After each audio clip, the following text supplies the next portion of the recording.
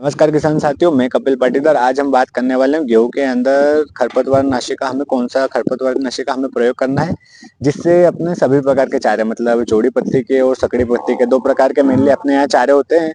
इन चारों पे सबसे कारगर और अच्छा रिजल्ट हमें कौन से हर्बिसाइड या इसके चारा नाशी का हमें परिणाम देखने को मिलेगा। तो बहुत सारी कंपनी में बहुत सारे खरपतवार नाशी अवेलेबल है, लेकिन हम एक ये ले रहे हैं। वेस्टा कंपनी का है ये। इस प्रकार से इसकी पैकेजिंग है। और इसके अंदर क्या क्या है तो क्लोडिनाफो प्रोपरजाइल 14% और मेल्ट सल्फ्यूरियन मिथाइल 1% घुलनशील पाउडर बेस पे आता है। और इसके साथ में आता है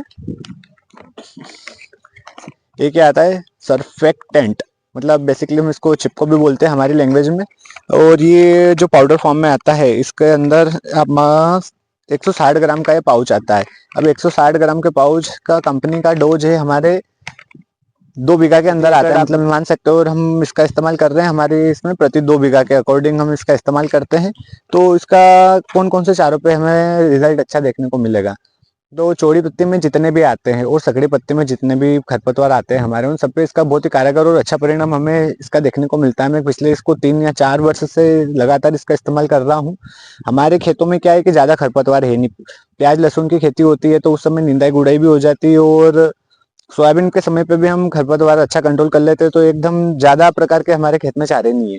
लेकिन जिन किसान भाइयों के खेत में जई और गुल्ली डंडा, इन 2 प्रकार के चारे हैं, तो इस पे मतलब बहुत छोटी अवस्था में रहेंगे अगर वो 2 चारे, तो उस पर बहुत अच्छा परिणाम इसका हमें देखने को मिलेगा। लेकिन अगर बहुत ज्यादा बड़े हो गए हैं तो इसका कोई रिजल्ट नहीं है।